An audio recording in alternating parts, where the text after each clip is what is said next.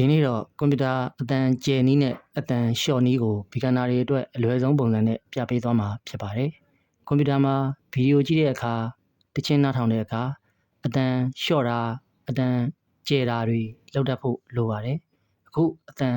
ကျယ်ကြည့်အောင် screen အောက်ဘက်ညာဘက်ထောင့်ကိုကြည့်ပါ။ speaker ပုံလေးကိုတွေ့ရပါလိမ့်မယ်။တချို့ကွန်ပျူတာတွေမှာအတန်ပုံလေးဖြစ်ပါတယ်။ speaker ပုံလေးပေါ်ကို mouse ကိုတင်ပြီး mouse ဘယ်ဘက်ခလုံးနဲ့တစ်ချက်နှိပ်ပါအခုဘားလေးတစ်ခုပေါ်လာပါလိမ့်မယ် mouse ကိုဘားပေါ်တင်ပြီးညာဘက်ကိုဆွဲရင်အတန်ကျဲလာပါလိမ့်မယ်ဘယ်ဘက်ကိုဆွဲရင်တော့အတန်လျှော့သွားပါလိမ့်မယ်အတန်လုံးဝပိတ်ချင်ရင် speaker ပုံလေးကိုတစ်ချက်နှိပ်ပါအခုဆိုအတန်ပိတ်သွားပါပြီထပ်နှိပ်ရင်ပြန်ပွင့်လာပါလိမ့်မယ်ကွန်ပျူတာအတန်ချိန်တတ်ရင်ဗီဒီယိုကြည့်တဲ့အခါပိုအဆင်ပြေလာမှာဖြစ်ပါတယ်ကွန်ပျူတာအခြေခံအကြောင်းအရာတွေကိုဆက်လက်လေ့လာခြင်း follow လုပ်ထားဖို့မမေ့ပါနဲ့ကျေးဇူးတင်ပါတယ်